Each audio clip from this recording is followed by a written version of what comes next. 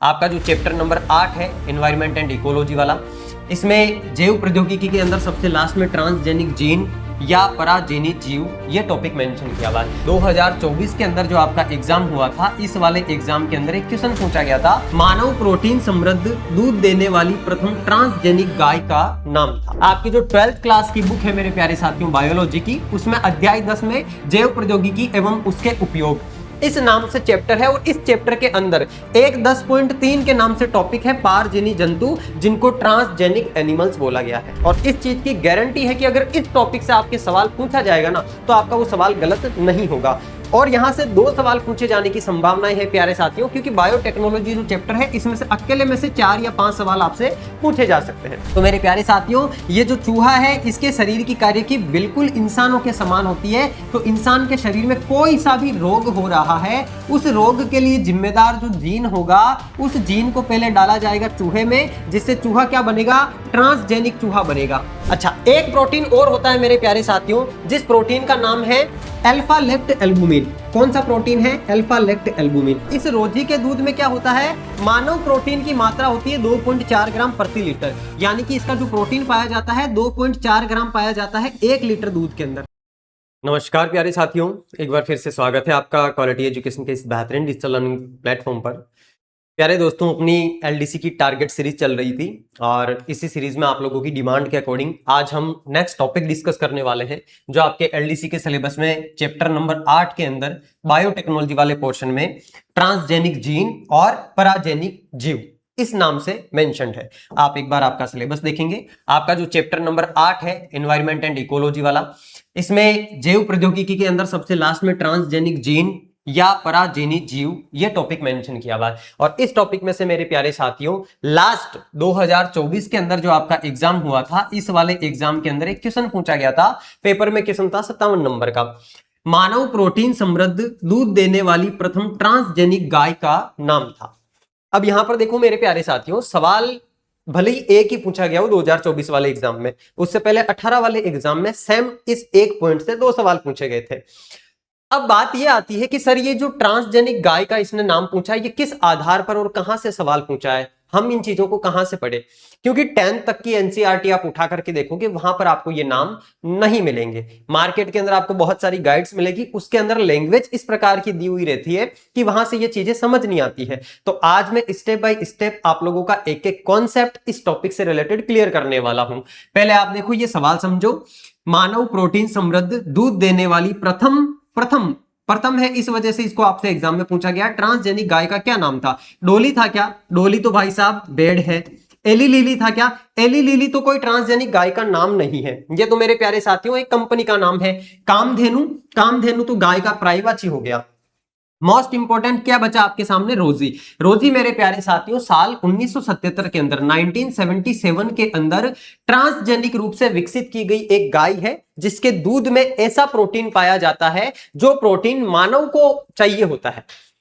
आपसे यहां पर पूछा गया है कि उस गाय का नाम क्या है। अगले एग्जाम के अंदर आपसे उस प्रोटीन का नाम पूछा जा सकता है जो प्रोटीन इसके अंदर पाया जाता है, या फिर आपसे यह पूछा जा सकता है कि ये प्रोटीन क्या काम करता है मानव के शरीर में, क्योंकि ये सारी की सारी चीजें मेरे प्यारे साथियों आपकी एनसीईआरटी की किताब में मेंशन्ड है। आपकी जो 12th क्लास की बुक है मेरे प्यारे साथियों बायोलॉजी की, उसमें अध्याय 10 में जैव प्रौद्योगिकी एवं उसके उपयोग इस नाम से चैप्टर है, और इस चैप्टर के अंदर एक 10.3 के नाम से टॉपिक है पारजीनी जंतु जिनको ट्रांसजेनिक एनिमल्स बोला गया है।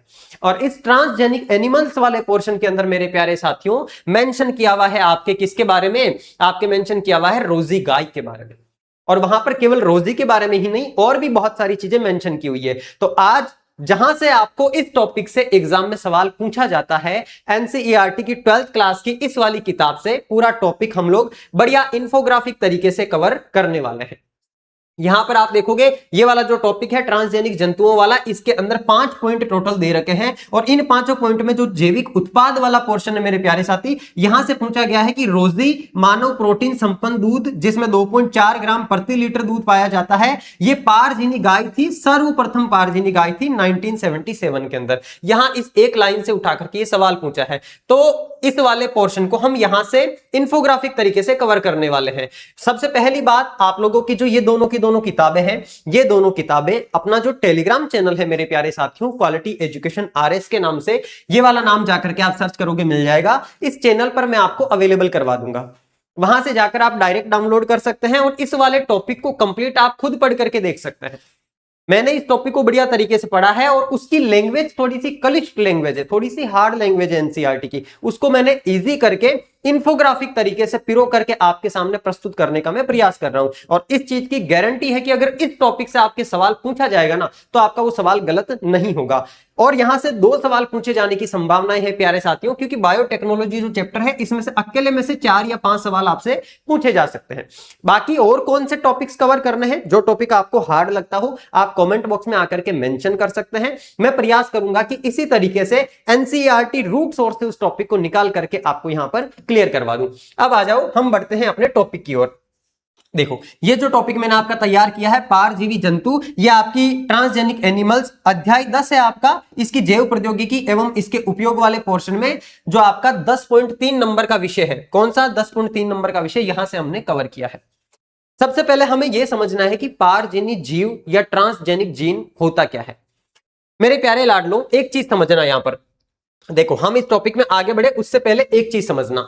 देखो, मानव का जो शरीर होता है, इस शरीर के अंदर क्या पाई जाती है, कोशिका पाई जाती है, और कोशिका के अंदर क्या पाया जाता है, एक केंद्रक पाया जाता है, और इस केंद्रक के अंदर मेरे प्यारे साथियों क्या पाए जाते हैं, क्रोमोसोम पाए जाते हैं। क्रोमोसोम को हम क्या बोलते हैं, क्रोमोसोम को हम बोलते हैं गुणसूत्र। क्या बोलते हैं, गुणसूत्र। और इन गुणसूत्र के ऊपर क्या पाए जाते हैं, इन गुणसूत्र के ऊपर इस प्रकार से लड़ियों के अंदर क्या पाए जाते हैं, डीएनए पाए जाते हैं। गुणसूत्र के ऊपर क्या पाए जाते हैं रे लाडलो, डीएनए पाए जाते हैं। जैसे ये गुणसूत्र है, इसके ऊपर क्या पाया जाएगा, डीएनए पाया जाएगा, और इस डीएनए के ऊपर यहां पर छोटे छोटे छोटे छोटे क्या पाए जाते हैं, जीन पाए जाते हैं।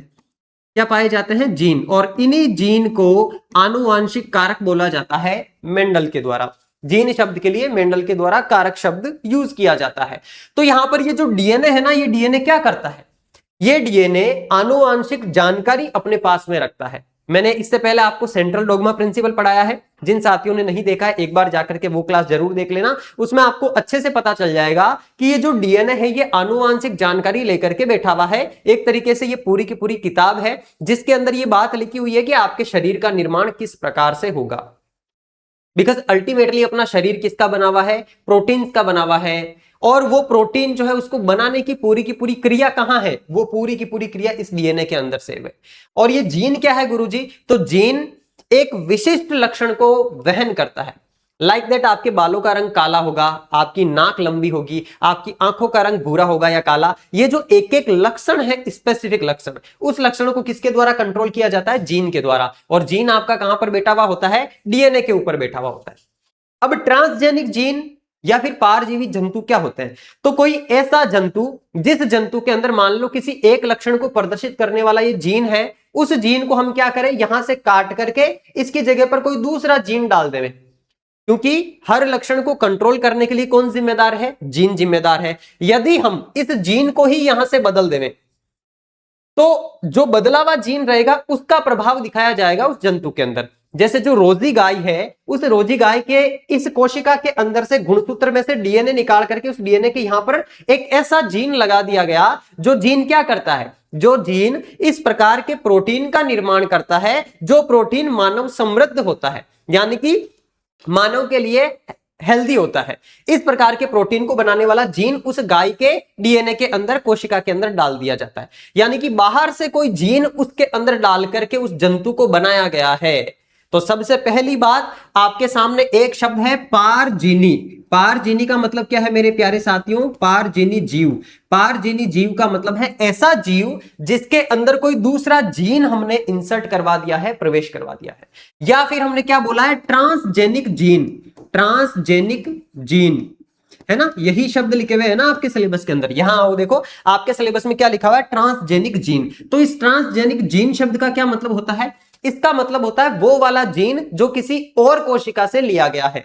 अब उस गाय के अंदर जो प्रोटीन हमने डाला है बाहर से, लाइक दैट मैं आपकी ही बात करता हूं। अगर मान लो आप ये चाहते हो, अभी आपकी हाइट कम है और आप चाहते हो कि आपके आगे होने वाली संतानों की हाइट कम ना हो, तो उसके लिए क्या किया जाएगा, आपके शरीर की वो कोशिका ली जाएगी जो कोशिका जनन के लिए जिम्मेदार है, और उस कोशिका के अंदर ऐसा जीन डाल दिया जाएगा जो कि लंबाई के लिए जिम्मेदार होता है, लंबा कर देता है इंसान को। तो फिर उस कोशिका का इस्तेमाल करके जो आपकी नई संतान बनेगी ना, वो संतान कैसी होगी, लंबी होगी। तो जो जीन आपने बाहर से डाला है ना उस कोशिका के अंदर लंबा करने के लिए, वो बाहर से डाला गया जीन क्या कहलाता है, ट्रांसजेनिक जीन कहलाता है, या फिर पराजीन कहलाता है। और उस पराजीन की वजह से जो नया जीव बनता है, उस जीव को मेरे प्यारे साथी पराजीनी जीव या ट्रांसजेनिक ऑर्गेनिज्म बोला जाता है। और यही वाली डेफिनेशन आपके यहां पर लिखी हुई है। देखो, जैसे ये आपका डीएनए है, इस डीएनए के अंदर क्या पाए जाते हैं, खूब सारे जीन पाए जाते हैं। अब मान लो इतना सा जो ये जीन है, हमें यहां पर इसकी जगह पर कोई दूसरा जीन प्रवेश करवाना है, तो हम इस जीन को यहां से काटेंगे, काट करके इसकी जगह पर दूसरा जीन डाल देंगे। तो दूसरा जीन डालने की वजह से जो नया जंतु बनेगा, वो जंतु ही क्या कहलाएगा, आपका ट्रांसजेनिक जंतु या पराजीनी जीव कहलाएगा। देखो, ऐसे जंतु जिनकी डीएनए में कृत्रिम रूप से हेरफेर या फिर परिचालन कर दिया जाता है, जो डीएनए उनका नेचुरल रूप से है उसके अंदर हमने कृत्रिम रूप से क्या कर दिया, हेरफेर कर दिया, बाहर से कोई दूसरा जीन डाल दिया। परिचालन के माध्यम से एक अतिरिक्त बाहरी जीन प्रविष्ट और व्यवस्थित किया जाता है, और उस बाहरी जीन के लक्षण को व्यक्त करते हैं पराजीवी जंतु कहलाते हैं। क्योंकि जो जीन हमने बाहर से उस जीव में डाला है ना मेरे प्यारे साथी, उस जीन का क्या काम है, उस जीन का काम है एक विशिष्ट लक्षण को प्रदर्शित करना। अब मान लो वो लंबाई वाला जीन हमने डाला है, तो वो जो जीव नया बनेगा वो लंबा हो जाएगा। अब मान लो वो जीन हमने ऐसा डाला है जिसकी वजह से अच्छे प्रोटीन वाला दूध बने, तो वो जीन क्या करेगा, उस गाय के दूध के अंदर अच्छा प्रोटीन इंक्लूड कर देगा। साधारण जो गायें होती है उनके दूध में जनरली प्रोटीन की मात्रा ज्यादा नहीं होती है, जबकि रोजी नाम की जो गाय है, उस गाय को उसके डीएनए के अंदर एक बाहर से जीन डाल के बनाया गया है, और वो जीन क्या करता है, उसके दूध के अंदर प्रोटीन की मात्रा को बढ़ा देता है। तो मेरे प्यारे साथियों, यहां पर जो अतिरिक्त या बाहरी जीन हमने बाहर से डाला है, वो वाला जीन तो क्या कहलाता है, पराजीन या फिर ट्रांसजेनिक जीन कहलाता है। यहां पर मैं वापस से लिखता हूं, पराजीन, या तो वो पराजीन कहलाएगा जिसको हमने बाहर से डाला है, या फिर वो क्या कहलाएगा, ट्रांसजेनिक जीन कहलाएगा।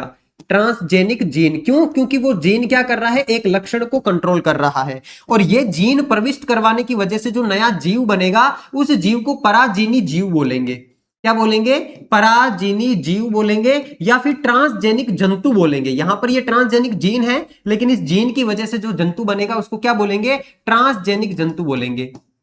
ट्रांसजेनिक जंतु।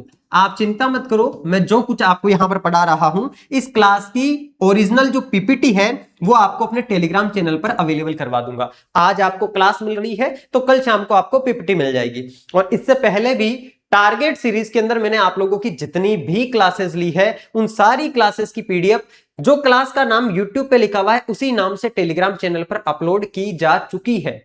आप जाकर के फाइल वाले सेक्शन में ढूंढ सकते हैं। अगर आपको नहीं मिल रही है तो मैं टीम से रिक्वेस्ट करके उन सारी पीडीएफ का लिंक एक जगह आपको प्रोवाइड करवा दूंगा अपने टेलीग्राम चैनल पे। तो मेरे प्यारे साथियों, एक चीज आप समझे कि जो पराजीनी जंतु होता क्या है, तो ऐसा जंतु जिसके अंदर हमने बाहर से कोई दूसरा जीन डाल दिया है, और उस जीन की वजह से वो जंतु बाहर अपने लक्षण प्रकट कर रहा है, जो बाहरी जीन के लक्षण को क्या करता है, व्यक्त करता है। नेक्स्ट आप देखोगे मेरे प्यारे साथियों, जो आपकी एनसीईआरटी के अंदर बात लिखी हुई है कि वर्तमान समय तक 2026 अभी चल रहा है, टिल नाउ वैज्ञानिकों के द्वारा बहुत सारे ट्रांसजेनिक एनिमल्स बना लिए जा चुके हैं। कौन कौन से एनिमल बना लिए जा चुके हैं, खरगोश हम ट्रांसजेनिक बना चुके हैं, ट्रांसजेनिक सुअर बना चुके हैं, ट्रांसजेनिक मछली बना चुके हैं, ट्रांसजेनिक गाय बना चुके हैं, ट्रांसजेनिक भेड़ बना चुके हैं, और ट्रांसजेनिक चूहा भी बना चुके हैं। इतने सारे जंतु हमने बना लिए, देखो, जिनमें पारजीनी चूहे हैं, खरगोश है, सुअर है, भेड़ है, गाय है, मछलियां हैं, बहुत सारे जीव हमने ट्रांसजेनिक रूप से बना लिए हैं, यानी कि पारजीनी जीव हमने बना लिए हैं। लेकिन ध्यान से सुनना, एक मोस्ट इंपॉर्टेंट बात, जितने भी जीव आज तक ट्रांसजेनिक हमने बनाए हैं, उनमें से 95% कौन से हैं, चूहे हैं। ये जो डायग्राम आपको दिख रहा है, इसमें साफ साफ मेंशन किया हुआ है कि जितने भी जीव आज तक बने हैं, इनमें से 95% कौन है, केवल चूहे हैं। वर्तमान में मौजूद कुल पारजीवी जंतुओं में से 95% से अधिक तो कौन है, अकेले चूहे हैं। और ये लाइन बाकायदा आपको एग्जाम में पूछी जा सकती है। ये प्रश्न आपसे इस प्रकार पूछा जाएगा, वर्तमान में सबसे अधिक कौन से पारजीवी जंतु उपस्थित है, जिसमें आपके चूहे भी रहेगा, सुअर लिखा हुआ आपको मिलेगा, उसके अंदर आपको गाय लिखा हुआ मिलेगा और मछली लिखा हुआ मिलेगा। आप लोग सोचोगे कि यार मछली छोटी होती है, समुद्र के अंदर छोड़ दिया जाता है, ज्यादा प्रोडक्शन के लिए मछली का ज्यादा उत्पादन करा होगा, लेकिन एनसीईआरटी के अंदर साफ साफ ये लाइन लिखी हुई कि 95% से अधिक जो ट्रांसजेनिक जीव है वो कौन से हैं, वो आपके चूहे हैं। आगे बढ़ते हैं मेरे प्यारे साथियों, यहां पर एक क्वेश्चन उठता है जो एनसीईआरटी के अंदर क्वेश्चन लिखा हुआ है कि आखिरकार हमें इन ट्रांसजेनिक एनिमल्स की जरूरत क्या पड़ी, क्या ऐसी आवश्यकता आन पड़ी कि हमें ऐसे ट्रांसजेनिक जंतु बनाने पड़े, उन जंतुओं के जीन के अंदर हमें हेरफेर करना पड़ा। तो उसका क्या रीजन है वो हम आगे जानेंगे। इन विशेष जंतुओं का उत्पादन क्यों किया जाता है और डीएनए में इस तरह के परिवर्तन से मानव जाति को क्या विशिष्ट लाभ होते हैं, ये दो महत्वपूर्ण सवाल है और इन्हीं सवालों के जवाब के अंदर आपका यह पूरा का पूरा चैप्टर लिखा हुआ है, पूरा का पूरा टॉपिक लिखा हुआ है और उसी टॉपिक में से आपसे एग्जाम में प्रश्न पूछा जाता है। तो देखो, इन पारजीवी जंतुओं के उत्पादन के 5 मुख्य कारण दिए हुए हैं, ऐसे कारण जो मानव के लिए हेल्पफुल होते हैं, मानव जाति के लिए लाभदायक होते हैं। इन कारण के ऊपर मैं लगा रहा हूं प्यारे साथी स्टार, एनसीईआरटी की किताब में लिखे हुए हैं पांचों के पांचों कारण। तो इनमें से आपसे पूछा जा सकता है इस प्रकार का सवाल कि ट्रांसजेनिक जंतु या पराजीवी जीवों को बनाने के पीछे निम्न में से कौन सा कारण जिम्मेदार नहीं है। तो ये जो 5 कारण है ना, इनको तो रट ही लेना, ये पांचों के पांचों कारण जिम्मेदार है, ये पांचों के पांचों रीजन है किसके, ट्रांसजेनिक एनिमल्स को बनाने के पीछे। देखो, सबसे पहला रीजन है मौलिक अनुसंधान। मौलिक अनुसंधान का मतलब क्या है मेरे प्यारे साथियों, फंडामेंटल रिसर्च, जो वैज्ञानिकों के द्वारा फंडामेंटल रिसर्च की जाती है। कैसी रिसर्च गुरुजी, तो जो अपनी सामान्य शरीर क्रिया व विकास का अध्ययन करने में सहायता करती है। जैसे हमारे शरीर में कौन सा एंजाइम किस प्रकार से काम कर रहा है, लाइक दैट हमने अगर प्रोटीन खाया तो उसकी वजह से हमारे शरीर में क्या हो रहा है, अगर हमारे शरीर में कोई इंजेक्शन लगाया गया है बाहर से बीमारी का तो उसका हमारे शरीर में किस प्रकार से प्रभाव पड़ रहा है, या फिर हमारे शरीर में कोई ऐसी बीमारी है जिस बीमारी की वजह से हम बार बार परेशान हो रहे हैं, तो उस बीमारी के पीछे कौन सा ऑर्गेनिज्म या कौन सा जीन या कौन सा एंजाइम जिम्मेदार है। तो ये जो सामान्य मानव शरीर की क्रिया है उसको समझने के अंदर वैज्ञानिकों की सहायता करते हैं कौन, ट्रांसजेनिक एनिमल्स। कैसे सहायता करते हैं गुरुजी, वो अभी आगे हम पढ़ेंगे पूरा डिटेल के अंदर। लेकिन पहला कारण समझोगे, फंडामेंटल रिसर्च के लिए वैज्ञानिकों की सहायता करते हैं ये ट्रांसजेनिक एनिमल्स। अब मानो कि हमारे शरीर में कौन सी चीज किस प्रकार से काम कर रही है, अगर ये चीज हमारे शरीर पे वैज्ञानिक रिसर्च करने लग जाएंगे तो उनको इसकी सरकार के द्वारा परमिशन नहीं मिलेगी, क्योंकि एक जिंदा इंसान के ऊपर इस प्रकार की रिसर्च नहीं की जा सकती। तो वो रिसर्च करने के लिए, शरीर की पूरी कार्यकी को समझने के लिए वैज्ञानिक क्या करते हैं, इंसानों के अंदर शरीर में जिस प्रकार से मैकेनिज्म होता है वैसे के वैसे मैकेनिज्म वाले दूसरे जंतु उठाते हैं और उन जंतुओं के ऊपर अध्ययन करते हैं। और सबसे ज्यादा इंसान की कार्यकी से मिलने वाला जंतु कौन सा है, बंदर है। उसके बाद में सेकंड नंबर पे आपका चूहा है। चूहे का शरीर सबसे छोटा होता है, वो प्रजनन फास्ट करता है, और जैसे मानव के अंदर फेफड़े हैं, हृदय है, उस प्रकार से सारी की सारी चीजें चूहे के अंदर है। उसकी कार्यकी मानव शरीर के लगभग समान है, इसलिए ज्यादातर जो रिसर्च है वो चूहों के ऊपर की जाती है। और चूहों के अंदर भी अगर मान लो हमें किसी विशेष प्रकार की कोई रिसर्च करनी है, कोई विशेष प्रकार की बीमारी का इलाज खोजना है, तो जिस इंसान के अंदर जो बीमारी है ना, उस बीमारी के लिए जिम्मेदार जीन को पहले चूहे के अंदर डाला जाता है। तो अगर बाहर से जीन डाला तो वो चूहा कैसा बन गया, पारजीवी चूहा बन गया, और उस पारजीवी चूहे के ऊपर फिर रिसर्च की जाती है कि इस बीमारी का इलाज हम किस प्रकार से कर सकते हैं। समझे यहां पर बात को। तो ये जो सामान्य शारीरिक क्रिया है और विकास का अध्ययन है, ये करने के लिए आपके ट्रांसजेनिक जंतु काम में आते हैं। दूसरा, चिकित्सा अनुसंधान। चिकित्सा अनुसंधान दैट मींस मानव रोगों का अध्ययन करने के लिए। लेट सपोज अगर किसी को कैंसर की बीमारी है, कैंसर भी अलग अलग प्रकार के कैंसर होते हैं ना, ब्रेन ट्यूमर अलग होता है, ब्लड ट्यूमर अलग होता है, सर्वाइकल ट्यूमर अलग होता है, अलग अलग प्रकार के ट्यूमर होते हैं, अलग अलग प्रकार के कैंसर होते हैं। तो उस विशिष्ट प्रकार के कैंसर के लिए कौन सा जीन जिम्मेदार है, क्योंकि हमारे शरीर में कोई सा भी रोग किसकी वजह से होता है, हमारे शरीर में प्रोटीन के निर्माण की वजह से कोई विशेष प्रकार का प्रोटीन बना दिया जाता है हमारे शरीर में, और वो प्रोटीन बनाने की जानकारी किसके पास में होती है, जीन के पास में होती है, जो कि डीएनए से लेकर के आता है वो। दैट मीन्स वो जीन जिम्मेदार है उस विशेष प्रकार की बीमारी को बनाने के लिए। तो उस जीन को लेकर के एक ऐसा जंतु वैज्ञानिक बना लेते हैं जो कि ट्रांसजेनिक जंतु होता है, और उस जंतु के ऊपर फिर अध्ययन किया जाता है कि इस वाले जीन की वजह से कौन कौन से रोग उत्पन्न हो रहे हैं और उस रोग का इलाज हमें किस प्रकार से करना है। तो मानव रोगों का अध्ययन करने के लिए, रोग मॉडल बनाने के लिए भी इन ट्रांसजेनिक एनिमल्स का इस्तेमाल किया जाता है। तीसरा आप देखोगे उत्पाद, दैट मीन्स प्रोडक्ट।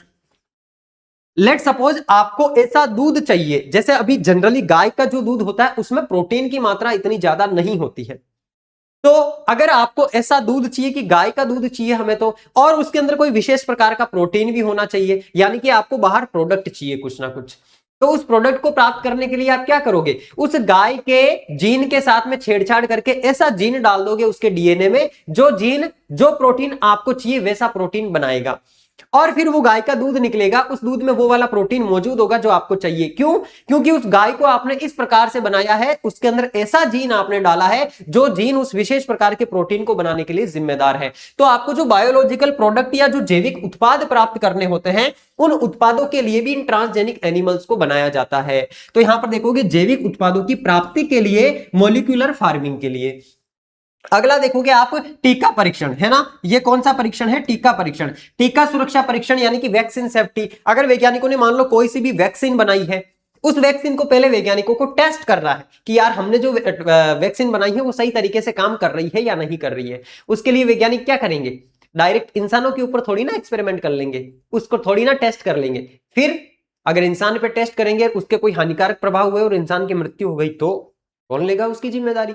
इसलिए वैज्ञानिकों को अनुमति नहीं है जीवित इंसान के ऊपर कुछ भी टेस्ट करने का या परीक्षण करने का। तो फिर वैज्ञानिक क्या करते हैं, इंसान के जैसा का जैसा दूसरा ट्रांसजेनिक एनिमल बनाते हैं, और उस ट्रांसजेनिक एनिमल के ऊपर उस वैक्सीन को टेस्ट किया जाता है, देखा जाता है कि इस वैक्सीन की वजह से क्या क्या प्रभाव हो रहे हैं। अगर कोई गलत इफेक्ट हो रहा है तो वैक्सीन की कार्यकी में, वैक्सीन को बनाने के प्रोसेस में वापस से बदलाव करके नई वैक्सीन बनाई जाती है। जब वो फुली टेस्टेड हो जाती है कि हाँ इसके कोई नेगेटिव प्रभाव नहीं है और ये बीमारी को ठीक कर रही है, तब ही वो वैक्सीन इंसानों को लगाई जाती है। जैसे पोलियो का टीका लगता है, ओरल पोलियो वैक्सीन, ओपीवी बोला जाता है, जैसे आपके कोरोना वायरस का टीका लगता है ना। तो ये जो विशेष प्रकार के टीके लगते हैं, जैसे आपके डीपीटी का टीका लगता है, डिप्थीरिया, पर्टुसिस, टिटेनस का, है ना, तीनों बीमारियों का एक ही टीका लगता है जो कि जीवाणु से होने वाली तीनों बीमारियां हैं। तो यहां पर मेरे प्यारे साथी किसी भी प्रकार के टीके की टेस्टिंग पहले कहां की जाती है, इन ट्रांसजेनिक एनिमल्स के ऊपर की जाती है। लास्ट बट नॉट लीस्ट, सुरक्षा परीक्षण के लिए, सेफ्टी रीजंस के लिए रासायनिक सुरक्षा परीक्षण, जिसको बोला जाता है विषालुता परीक्षण। इसका मतलब क्या हुआ, इसका मतलब वैज्ञानिक कुछ ऐसे जीव बनाते हैं जो विष के प्रति या जहर के प्रति बहुत ज्यादा सेंसिटिव होते हैं, बहुत ज्यादा संवेदनशील होते हैं। और ये वाला रीजन क्या करता है, ये वाला रीजन वैज्ञानिकों की सहायता करता है कम समय के अंदर अध्ययन करने के लिए। लेट सपोज अगर एक नॉर्मल चूहा है, उस नॉर्मल चूहे के ऊपर वैज्ञानिकों ने क्या किया, टेस्ट किया किसी भी चीज का, या मान लो कोई जहर है, जहर उसके अंदर डाल करके उसका टेस्ट किया कि ये जहर इसके ऊपर किस प्रकार से प्रभाव डाल रहा है। तो नॉर्मल चूहे के ऊपर वो जहर मान लो 7 दिन में प्रभाव दर्शा रहा है, बट वैज्ञानिक कहे कि हमें 7 दिन का इंतजार नहीं करना, हम तो चाहते हैं कि हमें 1-2 घंटे में पता चल जाए कि ये जहर किस प्रकार का प्रभाव इस पर दर्शाएगा। तो फिर क्या किया जाता है, वैज्ञानिकों के द्वारा ऐसा चूहा बनाया जाता है जो चूहा जहर के प्रति या विष के प्रति बहुत ज्यादा सेंसिटिव होता है, यानी कि वो इंस्टेंट उसके प्रति प्रतिक्रिया दर्शा देता है। तो फिर उन्होंने एक ऐसा चूहा बना लिया जो चूहा अगर जहर के थोड़े से भी संपर्क में आ जाएगा, बिल्कुल लिटिल बिट जहर के भी संपर्क में अगर आ जाएगा, तो हाथों हाथ रिएक्शन दर्शाएगा, हाथों हाथ वो लक्षण प्रकट करेगा कि इस जहर की वजह से उसके अंदर क्या बदलाव हो रहे हैं, जिससे वैज्ञानिकों के समय की बचत होगी। जो रिसर्च, जो एनालिसिस पहले 7 दिन में होना था, वो एनालिसिस फिर 1 घंटे के अंदर हो जाएगा। दैट मींस इससे वैज्ञानिकों का समय बचता है। इसको बोला जाता है सुरक्षा परीक्षण, रासायनिक सुरक्षा परीक्षण या विषालुता परीक्षण। और ये जितनी भी चीजें हैं मेरे प्यारे साथियों, ये यही वाला पारजीवी जंतु वाला जो टॉपिक है आपके एनसीईआरटी के किताब का, सामान्य शरीर क्रिया विकास, रोगों का अध्ययन, जैविक उत्पाद, टीका परीक्षण, और इसके बाद में गे नंबर पे एक और है सुरक्षा परीक्षण। तो इस प्रकार से ये 5 टॉपिक इसमें दिए हुए हैं, और इसकी लैंग्वेज इस प्रकार की लिखी हुई है जो समझ में नहीं आती है। इनफैक्ट सच बताऊं, पहली बार पढ़ा मुझे खुद को ये लैंग्वेज समझना आई, दोबारा पढ़ा, तिबारा पढ़ा, तब थोड़ा समझ आया। उसके बाद में इन चीजों को इजी मैंने बनाया कि किस प्रकार से मैं आपको ये चीज समझा सकता हूं, और उसी का आउटपुट अभी आपके सामने है। देखोगे सबसे पहले जो आपकी एनसीईआरटी की इस किताब में लिखा हुआ है, सामान्य शरीर क्रिया और विकास के अंदर किस प्रकार से ये ट्रांसजेनिक एनिमल्स हमारी सहायता करते हैं। देखो मैं आपको ये चीज समझा चुका हूं, बस उसकी थ्योरी अब आपको पढ़नी है। मुख्य उद्देश्य, पारजीवी जंतुओं का निर्माण विशेष रूप से इस प्रकार किया जाता है ताकि यह अध्ययन किया जा सके कि जीन शरीर के सामान्य कार्यों और विकास को कैसे प्रभावित करता है। मैंने आपको यही बात बताई थी कि कोई सा भी जीन हमारे शरीर में किस प्रकार से काम कर रहा है। लेट सपोज हमारे बालों का रंग काला होने के लिए जो जीन जिम्मेदार है वो हमारे शरीर में कैसे काम कर रहा है, हमें सामान्य शरीर की क्रिया को समझना है। अगर वैज्ञानिकों को इस क्रिया को समझना है तो इंसानों के ऊपर तो वे रिसर्च करने से रहे, फिर किस पे करेंगे, वो ट्रांसजेनिक एनिमल्स पे करेंगे। वो जो पर्टिकुलर जीन है, जिस जीन का उनको अध्ययन करना है, उस जीन को वो पहले उस जीव में डालेंगे और वैसा जीव बनाएंगे और उस जीन का उस जीव के अंदर किस प्रकार से वर्क प्रोसेस चल रहा है उसको वो समझेंगे। तो मेरे प्यारे साथियों, ये अध्ययन का क्षेत्र है। दैट मींस शोधकर्ता अध्ययन करते हैं कि शरीर के विकास और सामान्य क्रियाओं पर इन विदेशी या बाहरी जीनों का क्या प्रभाव पड़ता है, किस प्रकार से ये इंपैक्ट डालेंगे जीन, बाहरी जो जीन हमने उसके अंदर डाले हैं उन जीनों का अध्ययन करने के लिए, सामान्य शरीर क्रिया विज्ञान को समझने के लिए वैज्ञानिक ट्रांसजेनिक एनिमल्स का इस्तेमाल करते हैं। एक मोस्ट इंपोर्टेंट चीज समझना मेरे प्यारे साथी, आपने इंसुलिन का नाम सुना होगा। आप कहोगे गुरुजी नाम तो सुना है, इंसुलिन एक टीका होता है, हमने भी देखा है हमारे आस पड़ोस में कहीं आंटी को या किसी अंकल जी को टीका लगाया जाता है इंसुलिन का। क्यों लगता है रे भाई इंसुलिन का टीका? इंसुलिन का टीका उन लोगों को लगाया जाता है जिन लोगों के शरीर के अंदर प्राकृतिक रूप से अग्नाशय ग्रंथि के द्वारा इंसुलिन हार्मोन रिलीज नहीं किया जाता है। अग्नाशय ग्रंथि के अंदर, पेनक्रियास ग्लैंड के अंदर मेरे प्यारे साथियों एक विशेष प्रकार की कोशिकाएं पाई जाती है जिनको लैंगरहैंस द्वीप समूह बोला जाता है। उन कोशिकाओं के द्वारा इंसुलिन नाम का हार्मोन स्रावित किया जाता है। सर वो हार्मोन क्या काम करता है? तो वो हार्मोन आपके ब्लड के अंदर, आपके रक्त के अंदर जो शुगर का लेवल है, जो शर्करा का लेवल है, जो ग्लूकोज का लेवल है, उसको कंट्रोल करने का काम करता है। शुगर लेवल को ब्लड में बढ़ने नहीं देता है। अगर इंसुलिन की शरीर में कमी हो गई तो क्या होगा? ब्लड के अंदर शुगर लेवल बढ़ेगा। शुगर लेवल मतलब शर्करा का लेवल, मतलब ग्लूकोज का लेवल बढ़ेगा। और वो ग्लूकोज का लेवल बढ़ने से क्या हो जाएगा? वो ग्लूकोज का लेवल बढ़ने से मेरे प्यारे साथियों आपको फटीग महसूस होगा, आपको थकान महसूस होगी, आपके शरीर का मेटाबॉलिज्म बढ़िया तरीके से काम नहीं करेगा, आप थोड़ी सी देर के अंदर ही थक जाओगे। और कई कई केसेस के अंदर ये वाला डायबिटीज मौत का भी रीजन बन सकता है। इसलिए उस बढ़ते हुए ग्लूकोज के लेवल को कंट्रोल करना जरूरी है और उसको कंट्रोल करने के लिए इंसुलिन का टीका बाहर से लगाया जाता है और बोला जाता है कि मीठा कम खाओ। क्यों? क्योंकि मीठे के अंदर मेरे प्यारे साथियों ग्लूकोज की मात्रा बहुत ज्यादा होती है। मीठा एक तरीके की शर्करा है, जैसे शुगर है, शक्कर, उसके अंदर भी क्या होता है? मिठास होता है। मीठी जितनी भी चीजें हैं उनके अंदर शुगर लेवल हाई होता है। इसलिए आपको क्या किया जाता है? मीठा खाने की कम सलाह दी जाती है अगर कोई डायबिटीज का रोगी है, मधुमेह का रोगी है। मधुमेह का मतलब जिसके शरीर के अंदर इंसुलिन कम बन रहा है, जिसके शरीर में शुगर लेवल, जिसके ब्लड में शुगर लेवल बढ़ रहा है, वो डायबिटीज का रोगी है, मधुमेह का रोगी है। और उस मधुमेह के इलाज के लिए इंसुलिन का टीका लगाया जाता है। अब यहां पर एक बात समझो, जो बाहर से हम इंसुलिन का टीका उसको दे रहे हैं, बाहर से इंसुलिन का इंजेक्शन उसको दे रहे हैं, ये इंसुलिन हमने कैसे बनाया साहब? वैज्ञानिकों ने कैसे बनाया? ये सारा का सारा जो प्रोसेस है ना उस इंसुलिन को बनाने का, वो इसी के थ्रू होता है। दैट मीन्स कृत्रिम रूप से इंसुलिन का निर्माण किया जाता है जिसको ह्यूमेलिन बोला जाता है। यानी कि ह्यूमन में पाया जाने वाला जो इंसुलिन है, ध्यान से समझना बात को, किसके अंदर पाया जाने वाला? ह्यूमन में पाया जाने वाला। कौन सा? ह्यूमन में पाया जाने वाला जो इंसुलिन है मेरे प्यारे साथियों, इस इंसुलिन को वैज्ञानिकों के द्वारा कृत्रिम रूप से बनाया जाता है और उसको नाम क्या दिया जाता है? उसको नाम दिया जाता है ह्यूमेलिन। क्या नाम दिया जाता है? ह्यूमेलिन नाम दिया जाता है, ह्यूमेलिन। और ये जो ह्यूमेलिन है, इस ह्यूमेलिन का निर्माण करने के लिए, इसका विकास करने के लिए वैज्ञानिकों के द्वारा इस प्रकार से ट्रांसजेनिक जंतुओं का ही इस्तेमाल किया जाता है। तो यहां देखोगे विकास कारक, विकास कारक कौन है? यहां पर इंसुलिन है। इसका एक उत्कृष्ट उदाहरण है कि इंसुलिन की तरह विकास कारक, इस अध्ययन से यह समझा जा सकता है कि विकास में भागीदार जटिल कारक शरीर में कैसे कार्य करते हैं। कि ये जो इंसुलिन वैज्ञानिकों ने बाहर बनाया है, कृत्रिम रूप से बनाया है, हालांकि इसको बनाने का जो प्रोसेस है वो पूरा का पूरा हम रिकॉम्बिनेंट डीएनए टेक्नोलॉजी के अंदर पढ़ते हैं। अगर आप लोगों को रिकॉम्बिनेंट डीएनए टेक्नोलॉजी समझनी हो मुझे बता देना, मैं अलग से एक सेशन ला करके आपको कंप्लीट टेक्नोलॉजी समझा दूंगा। बायोटेक्नोलॉजी का जो बेसिक स्ट्रक्चर है, जो मूलभूत बायोटेक्नोलॉजी है, वो सारी की सारी रिकॉम्बिनेंट डीएनए टेक्नोलॉजी के अंदर हम समझते हैं। 6 मूल कारण है इस टेक्नोलॉजी के अंदर, काम में आने वाले 6 मूल उपकरण हैं। उन उपकरणों की सहायता से 4 स्टेप फॉलो करके हम किसी भी डीएनए के जीन में बदलाव कर सकते हैं। जीन में क्या कर सकते हैं? परिवर्तन कर सकते हैं। तो मेरे प्यारे साथियों, इसके ऊपर हम अलग से सेशन में बात करेंगे। इस टेक्नोलॉजी का इस्तेमाल करके क्या किया जाता है, इस टेक्नोलॉजी का इस्तेमाल करके मेरे प्यारे साथियों इंसुलिन का निर्माण किया जाता है वैज्ञानिकों के द्वारा। अब वो इंसुलिन मानव शरीर में किस प्रकार से काम करेगा, इसको वैज्ञानिक कैसे जांचेंगे। डायरेक्ट मानव शरीर के ऊपर तो ले जा नहीं सकते, फिर उसको ट्रांसजेनिक एनिमल्स के ऊपर जांचेंगे। दैट मींस जो विकास कारक है, इंसुलिन तो एक तरीके से डेवलपमेंट फैक्टर ये क्यों, क्योंकि ये इंसानों के लिए एक बड़ी जो समस्या है, बड़ी जो बीमारी है, जो वास्ट लेवल पे इंसानों को परेशान कर रही है, डायबिटीज, उसका सॉल्यूशन है। तो मेरे प्यारे साथियों, इंसुलिन की तरह जो विकास कारक होते हैं, इसी प्रकार के और अन्य विकास कारकों के निर्माण में भी ट्रांसजेनिक एनिमल्स आपके काम में आते हैं, यानी कि मानव शरीर की क्रिया को समझने के लिए और विकास के लिए। और ये बकायदा सारी की सारी बातें आपकी यहां लिखी हुई है। देखो, सामान्य शरीर क्रिया विज्ञान है ना, इसमें आप समझोगे कि विकास में भागीदार जटिल कारक जैसे कि इंसुलिन की तरह विकास कारक का अध्ययन किया जाता है सामान्य शरीर क्रिया विज्ञान के अंदर। किसका? ट्रांसजेनिक एनिमल्स का। यहां पर लिखा हुआ है कि दूसरी जाति के जो जीन्स होते हैं उनको प्रवेश करवाने के बाद में इन परिवर्तनों से होने वाले जैविक प्रभावों का अध्ययन किया जाता है। यानी कि जो इंसुलिन बनाया है ना, वो इंसुलिन कृत्रिम रूप से वैज्ञानिकों ने कैसे बनाया है, इस प्रकार का जीन एक विशिष्ट कोशिका में डाला है। जो जीन क्या करता है, जो जीन इंसुलिन का निर्माण करता है, बिल्कुल वैसा इंसुलिन जैसा इंसुलिन इंसान की अग्नाशय ग्रंथि की लेंगरहैंस कोशिकाएं बनाती है, वैसा का वैसा इंसुलिन कृत्रिम रूप से बनाने वाला जीन वैज्ञानिकों ने डाल दिया।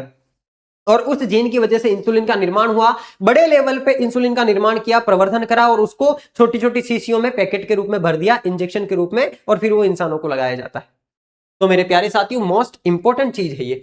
आगे देखोगे ये किस प्रकार से काम करता है, यानी कि विकास कारकों का अध्ययन करने के लिए कैसा काम करता है। तो कोई दूसरी जाति या कोई दूसरी स्पीसीज है, उसके विकास कारक जीन को जंतु जैसे चूहे के शरीर में प्रवेश करवाया जाता है। जैसे किसी दूसरी जाति का विकास कारक, मान लो कि इंसानों के अंदर जो इंसुलिन बन रहा है अग्नाशय ग्रंथि के अंदर, हमें उस इंसुलिन को टेस्ट करना है कि वो इंसुलिन किस प्रकार से काम करेगा। तो सबसे पहले क्या किया जाएगा, उस इंसुलिन को बनाने वाला जीन किसमें डाला जाएगा, चूहे के शरीर में प्रविष्ट करवाया जाएगा। यानी कि वो जो जीन कारक है उसको जंतु यानी कि चूहे के शरीर में प्रवेश करवाया जाएगा।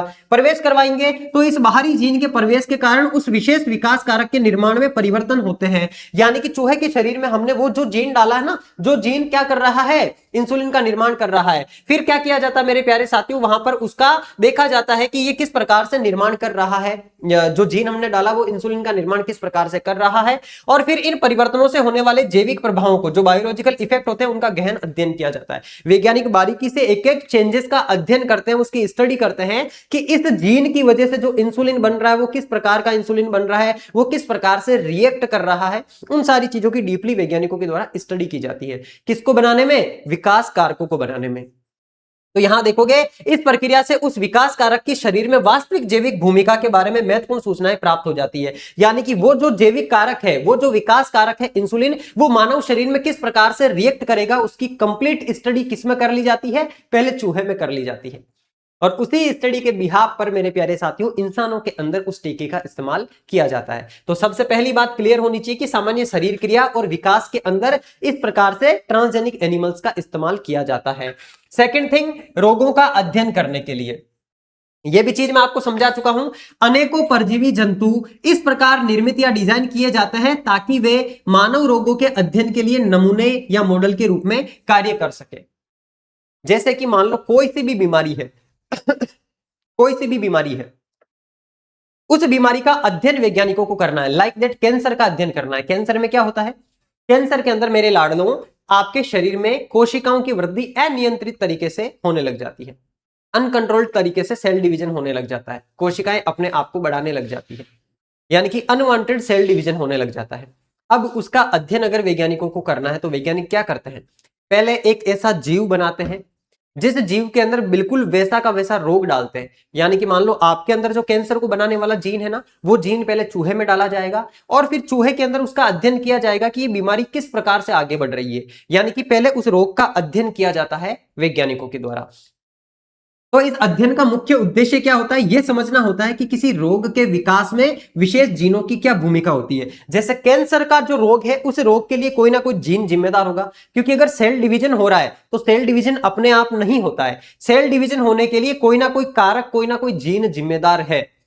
उस जीन के अंदर क्या है, वो वाली जानकारी है कि इन कोशिकाओं का निर्माण किस प्रकार से होना है। हमारे शरीर में जो कुछ भी चीज बनी है, चाहे हमारे नाखून है, चाहे हमारे बाल है, चाहे हमारी चमड़ी है, चाहे बालों का रंग है, चाहे आंखों का रंग है, हर एक लक्षण जो आपको इस मानव शरीर में दिख रहा है वो पर्टिकुलर एक जीन के द्वारा कंट्रोल होता है।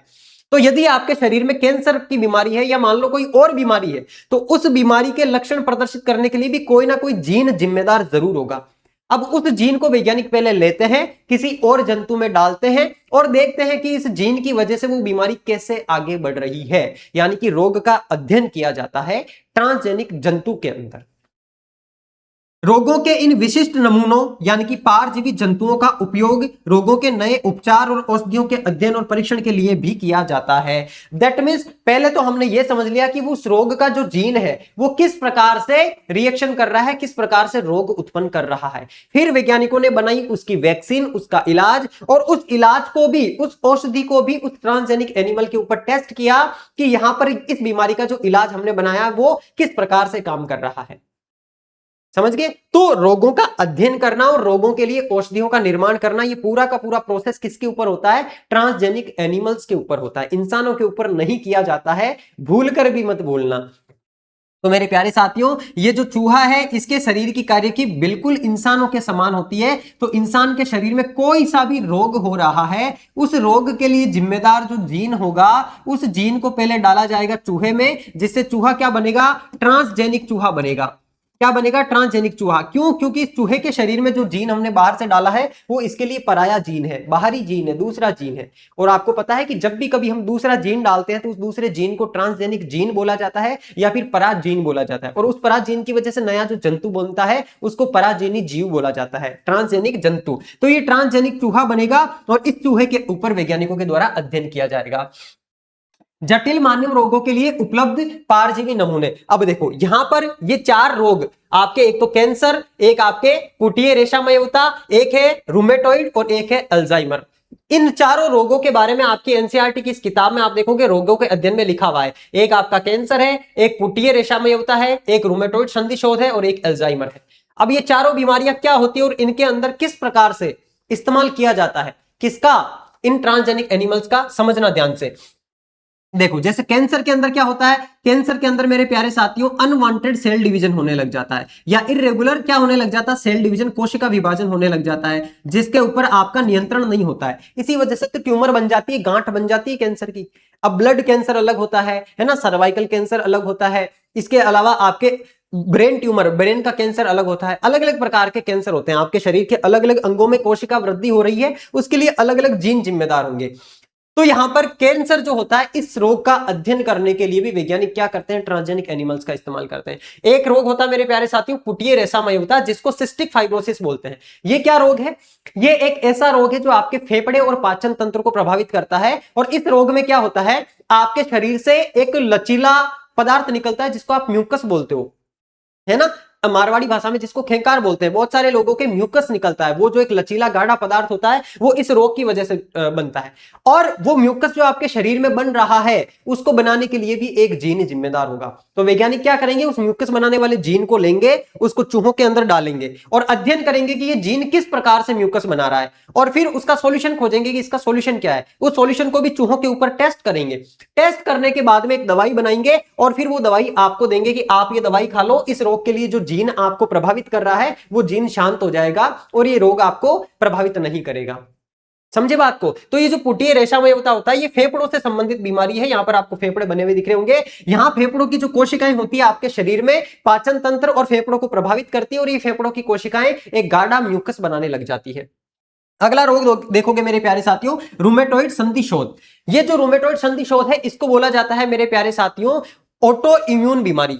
क्या बोला जाता है? ऑटो इम्यून डिजीज भी बोला जाता है। क्यों? क्योंकि इस बीमारी के अंदर क्या होता है? हमारे खुद के शरीर का इम्यून सिस्टम हमारे शरीर के जोड़ों के ऊपर अटैक करने वाले क्या बनाने लग जाता है? एंटीजन बनाने लग जाता है। यानी कि इस प्रकार की कोशिकाएं निर्मित करने लग जाता है हमारा इम्यून सिस्टम, जो हमारे खुद के ही शरीर के जोड़ों को प्रभावित करते हैं, दर्द का कारण बनते हैं, वहां पर स्वेलिंग लेकर के आ जाते हैं।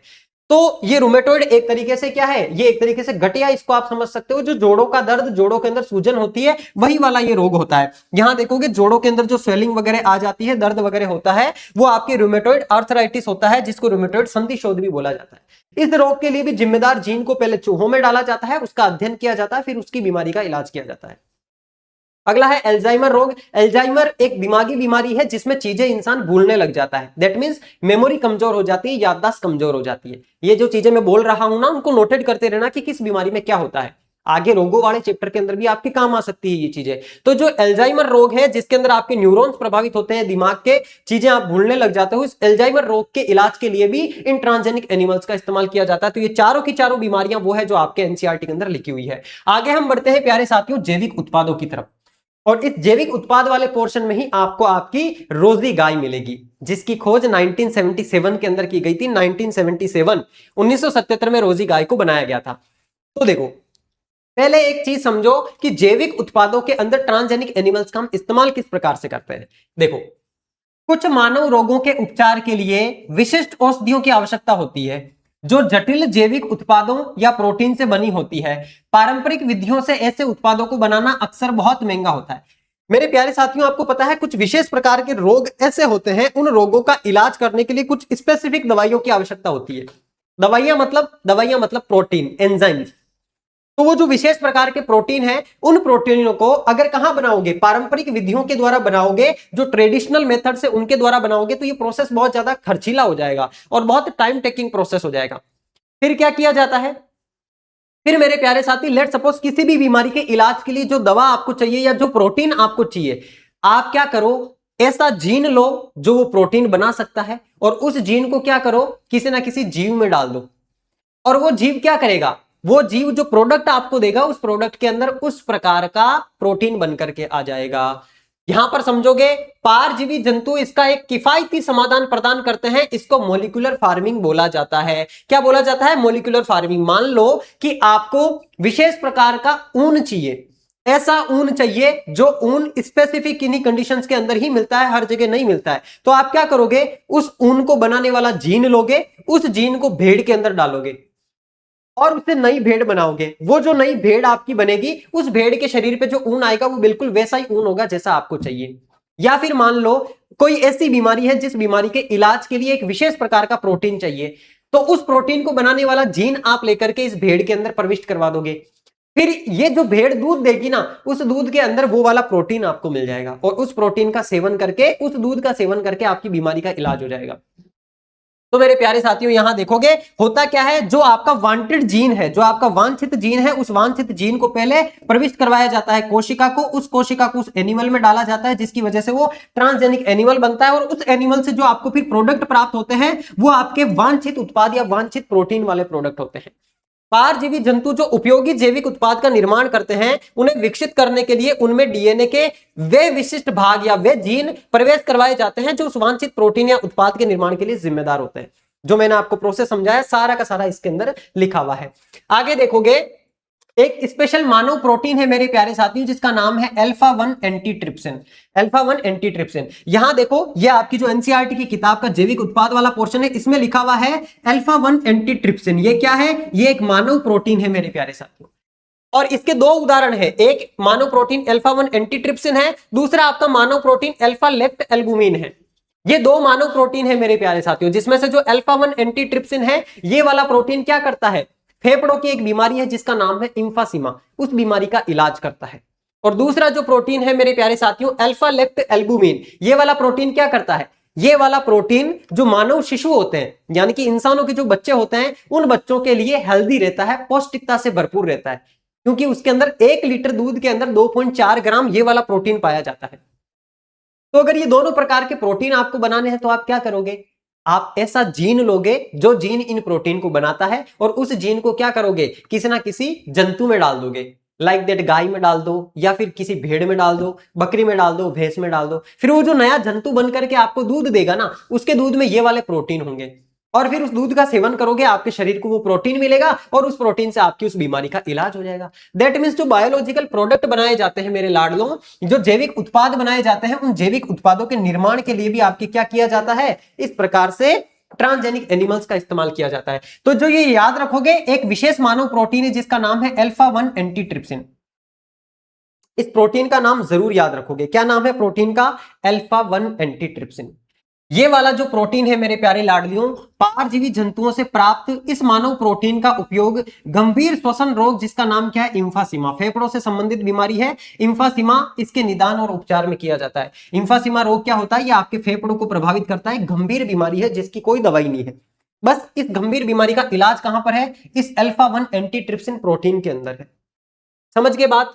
दूसरा आप देखोगे मेरे प्यारे साथियों, एक बीमारी होती है फिनाइल कीटोन्यूरिया। कौन सी? Phenyl ketonuria. और इसके अलावा एक पुटीय रेशमयता, जो मैंने आपको बताया, पुटीय रेशमयता, सिस्टिक फाइब्रोसिस, जिसके अंदर म्यूकस बनने लग जाता है शरीर में। उस बीमारी के इलाज के लिए भी कौन सा प्रोटीन चाहिए? उसके लिए आपको अल्फा 1 एंटीट्रिप्सिन प्रोटीन चाहिए। अब अगर आपको ये वाला प्रोटीन चाहिए तो आप क्या करोगे? आप ऐसा जंतु बनाओगे जो जंतु दूध देवे तो उसके दूध में ये वाला प्रोटीन मिल जाए। अच्छा, एक प्रोटीन और होता है मेरे प्यारे साथियों, जिस प्रोटीन का नाम है अल्फा लेक्ट एल्बुमिन। कौन सा प्रोटीन है? Alpha lactalbumin. ये अल्फा लेक्ट एल्बुमिन वाला जो प्रोटीन है, ये क्या करता है? ये वाला प्रोटीन मेरे प्यारे साथियों क्या करता है? ये वाला प्रोटीन आपके यहां देखोगे, ये वाला प्रोटीन गाय के दूध से प्राप्त होता है और साधारण गाय के दूध से भिन्न होता है, अत्यंत गुणकारी होता है, मानव प्रोटीन संपन्न दूध होता है। यहां पर आप देखोगे यह दूध मानव शिशु के लिए अत्यंत संतुलित और पोषक तत्वों से भरपूर होता है। कौन सा दूध? जिस दूध के अंदर यह वाला प्रोटीन होता है, अल्फा लेक्ट एल्बुमिन प्रोटीन। और यह पोषक स्तर साधारण गाय के दूध में प्राकृतिक रूप से नहीं पाया जाता है, इसे एक बेहतर विकल्प बनाता है। साधारण गाय के दूध में ये वाला प्रोटीन नहीं पाया जाता है। हमें अगर ये प्रोटीन चाहिए तो हम क्या करेंगे? ऐसी गाय बनाएंगे जिसके दूध में इस प्रकार का प्रोटीन पाया जाता हो। और इस गाय को बनाने के लिए इस गाय के जीन में छेड़छाड़ करके हम ऐसा जीन डाल देंगे जो जीन ये वाला प्रोटीन बनाता हो। तो मेरे प्यारे साथियों, ये जो गाय आपको दिख रही है, इस गाय का नाम क्या है? इस गाय का नाम है रोजी। ये एक ऐतिहासिक मील का पत्थर है मेरे प्यारे साथियों, जब पारजीवी गाय बनाई जाती है। प्रथम पारजीवी गाय रोजी कब बनाई जाती है? यहां पर देखोगे 1977 के अंदर, 1977 में सर्वप्रथम पारजीवी गाय, जिसका नाम क्या था? रोजी। क्या नाम था रे मेरे प्यारे लाडलो? रोजी नाम था। इसको विकसित किया जाता है। इस गाय के दूध में ध्यान से देखना, इस रोजी के दूध में क्या होता है? मानव प्रोटीन की मात्रा होती है 2.4 ग्राम प्रति लीटर। यानी कि इसका जो प्रोटीन पाया जाता है 2.4 ग्राम पाया जाता है 1 लीटर दूध के अंदर। ठीक है। और इस गाय से जो प्राप्त दूध होता है वो साधारण गाय के दूध से भिन्न होता है और अत्यंत गुणकारी होता है, क्योंकि इसमें मानव प्रोटीन संपन्न होता है। ये दूध कौन सा मानव प्रोटीन? अल्फा लेक्ट एल्बुमिन नाम का प्रोटीन पाया जाता है रोजी गाय के दूध में। और ये वाला जो प्रोटीन है ये मानव शिशु के लिए बहुत गुणकारी होता है। आपको पता है जो छोटे बच्चे होते हैं, ये बोला जाता है कि छोटे बच्चों को मां का दूध ही पिलाना चाहिए। क्यों? क्योंकि छोटे बच्चों का जो पाचन तंत्र होता है ना मेरे प्यारे साथियों, पूरे तरीके से डेवलप नहीं हो रखा होता है, जो कि आपके बाहर से जो कैसीन प्रोटीन होता है उसको पचा सके। क्योंकि अदर जो पशु होते हैं उन पशुओं के दूध में कैसीन प्रोटीन पाया जाता है। समझ गए? उस कैसीन प्रोटीन को पचा नहीं पाता है। तो कौन नहीं पचा पाता? बच्चों का डाइजेस्टिव सिस्टम। इसलिए बोला जाता है कि बच्चों को 6 महीने तक तो मां का दूध पिलाना चाहिए, क्योंकि मां के दूध में जो न्यूट्रिएंट्स पाए जाते हैं उनको बच्चे का शरीर पचा लेता है और वो धीरे धीरे विकसित हो जाता है। 6 महीने के बाद में आप उस बच्चे को कोई दूसरा दूध पिला सकते हो। कौन सा दूध पिलाओगे? रोजी गाय का दूध पिलाओगे। क्यों? क्योंकि रोजी गाय के दूध में अल्फा लेक्ट एल्बुमिन नाम का प्रोटीन पाया जाता है। 1 लीटर दूध में 2.4 ग्राम प्रोटीन पाया जाता है और यह प्रोटीन बच्चों के शारीरिक विकास के लिए अत्यंत गुणकारी और अत्यंत लाभदायक होता है। तो यहां पर वैज्ञानिकों ने क्या कर लिया? ऐसी गाय बना डाली जो गाय आपको इस प्रकार का दूध दे रही है जिस दूध में प्रोटीन पाया जा रहा है। तो इस बात को विशेष ध्यान रखोगे। जो जो चीजें इंपॉर्टेंट है उनको मैंने अलग कलर से आपके सामने हाईलाइट यहां पर कर दिया है। नेक्स्ट देखोगे टीका की सुरक्षा के लिए, यह मैं आपको बता ही चुका हूं, किसी भी नए टीके को मानव पर उपयोग करने से पहले उसकी सुरक्षा की गहन जांच करनी होती है। और वो जांच करने के लिए पारजीवी चूहे जो है वो इस्तेमाल किए जाते हैं, क्योंकि चूहे ही है सबसे ज्यादा पारजीवी जंतु वर्तमान में मौजूद। सुरक्षा के लिए विशिष्ट रूप से पारजीवी चूहों को विकसित किया जाता है और इन चूहों के ऊपर फिर क्या किया जाता है? टेस्ट किया जाता है। एक याद रखोगे, जो पोलियो का टीका है मेरे प्यारे साथियों, जो अमिताभ बच्चन जी जिसका एड करते हैं, यह आपका पोलियो वैक्सीन है। इस पोलियो टीके की सुरक्षा की जांच के लिए पारजीवी चूहों का बड़े पैमाने पर सफलतापूर्वक उपयोग किया गया था और चूहों के ऊपर उपयोग करने के बाद में ही पोलियो का टीका हमें लगाया जाना शुरू किया। अब भविष्य की संभावनाएं देखो। अभी वर्तमान समय के अंदर क्या है ना मेरे प्यारे साथियों, क्योंकि देखो मानव के शरीर से मिलता जुलता दूसरा शरीर कौन है दुनिया में? आप कहोगे गुरुजी बंदर का शरीर है, क्योंकि बंदर को मानव का पूर्वज माना जाता है। यानी कि बंदर का शरीर बिल्कुल वैसा ही है जैसा मानव का शरीर है। तो अभी हम बहुत सारे टेस्ट ऐसे होते हैं जो बंदर के शरीर पर करते हैं, बट मेरे प्यारे साथियों, चूहों के शरीर की कार्यकी भी मानव शरीर के जैसी होती है, और हम धीरे धीरे ऐसे चूहे बना रहे हैं जो कंप्लीटली 100% उसी प्रकार से रिएक्ट करते हैं जिस प्रकार से मानव का शरीर रिएक्ट करता है। तो वैज्ञानिकों ने अगर ऐसे चूहे बनाने के अंदर उपलब्धि हासिल कर ली, तो आने वाले समय में जो टेस्ट अभी बंदरों के ऊपर किए जाते हैं वो टेस्ट भी कहां करने लग जाएंगे, हम चूहों के ऊपर करने लग जाएंगे। देखो, एक पारंपरिक विधि है जिसमें भविष्य में टीका सुरक्षा जांच के लिए पारंपरिक रूप से इस्तेमाल किए जाने वाले बंदरों के स्थान पर क्या होगा, पारजीवी चूहों का उपयोग किया जा सकेगा आधुनिक विधि के अंदर। यहां पर देखोगे बंदरों की जगह पर हमें पारजीवी चूहों का इस्तेमाल करना है। क्यों? क्योंकि ये नैतिक और आर्थिक दोनों दृष्टि से बेहतर है। एथिकल दृष्टि से तो बंदरों को मारना नहीं है, चूहे तो कितनी अनलिमिटेड संख्या के अंदर चूहे तो कितने भी चूहे बना सकते हो। इनके अंदर क्या होता है, ये चूहे छोटे होते हैं, प्रजनन इनमें तेज होता है और अधिक नियंत्रित होते हैं, इनको कंट्रोल किया जा सकता है। बंदर को आप कंट्रोल नहीं कर सकते भाई साहब, 2-3 इंसान जब तक नहीं खड़े हो जाओ। कैसे टेस्ट करोगे बंदर के ऊपर?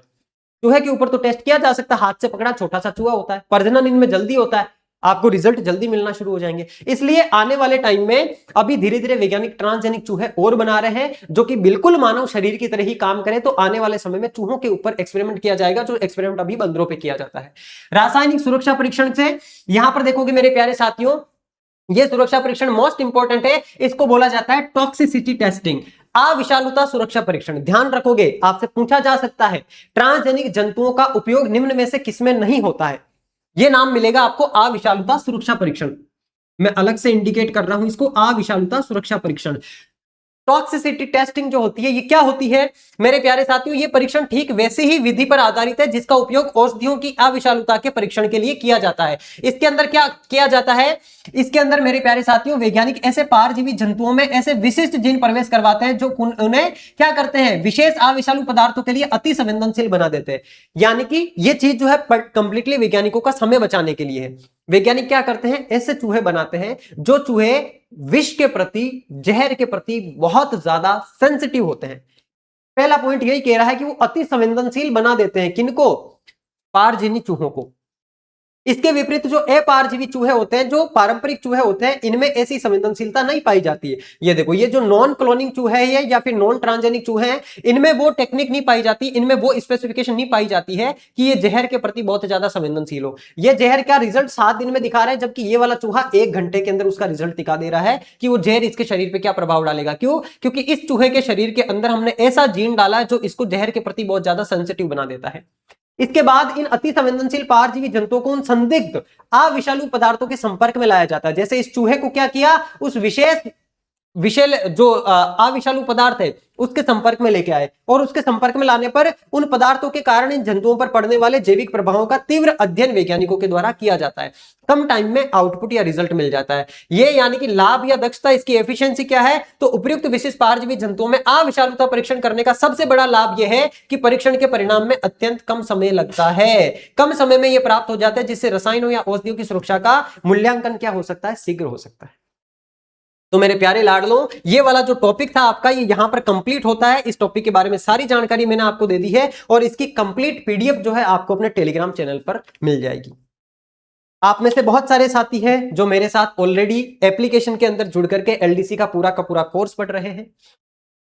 यहां पर आप लोगों को मैं एक जानकारी भी देना चाहूंगा, जिस प्रकार से हमने यहां पर इंफोग्राफिक तरीके से इस एक टॉपिक को समझा है। हालांकि यूट्यूब पर आपकी डिमांड के अकॉर्डिंग मैं एमसीक्यूज भी आपको सॉल्व करवाऊंगा, और इस प्रकार के जो विशेष टॉपिक है जो आपको कहीं पर भी समझ में नहीं आ रहे हैं एनसीईआरटी की क्लिष्ट भाषा की वजह से, मैं उन टॉपिक्स को ओरिजिनल सोर्सेस के आधार पर अपने यूट्यूब पर करवाने का प्रयास करूंगा। लेकिन इसकी एक लिमिटेशन होती है दोस्तों, यूट्यूब पर मैं सप्ताह में आपको 2 से 3 क्लास अवेलेबल करवा सकता हूं, क्योंकि मुझे और भी क्लासेस लेनी होती है। तो आप में से अगर कोई साथी ऐसा है जो ये चाहता हो कि सर हम कंप्लीट आपके साथ जुड़ करके ये सारी की सारी चीजें पढ़ना चाहते हैं डिटेल में, तो एलडीसी का कंप्लीट सिलेबस आपको मैं ऑलरेडी कवर करवा रहा हूं मेरे प्यारे दोस्त। अपने प्लेटफॉर्म पे क्वालिटी एजुकेशन के एप्लीकेशन पे आपके लिए अलग से साइंस का कोर्स लॉन्च किया हुआ है। इस कोर्स में मैं आपको सारे के सारे टॉपिक पढ़ा रहा हूं। इस कोर्स में 8 चैप्टर आपके कंप्लीट हो गए हैं। लास्ट के मात्र 2 चैप्टर बचे हैं, बाकी 8 चैप्टर आपको कंप्लीट करवा दिए हैं। एक टेक वाला पोर्शन बाकी है जो हम सबसे लास्ट में करेंगे, यानी कि कुल 3 चैप्टर आपके बाकी है। बाकी लगभग 7 चैप्टर 10 में से हमने इस कोर्स में कवर कर लिए हैं।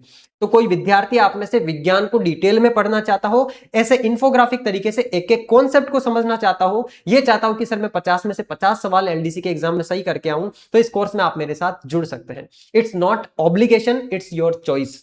अगर आप पहले से कहीं से कोर्स में जुड़ करके पढ़ रहे हैं या किसी किताब से पढ़ रहे हैं, आप वहीं से कंटिन्यू कीजिए। इस टाइम में अपना कंटेंट चेंज मत कीजिए। बट अगर अभी तक आपने विज्ञान नहीं पढ़ी है या कहीं से पढ़ी है, वहां आपको समझ में नहीं आई है, मेरे साथ जुड़ के इस इन्फोग्राफिक तरीके से आप पढ़ना चाहते हो, तो मोस्ट वेलकम है आपका। इस कोर्स में आप मेरे साथ जुड़ सकते हो।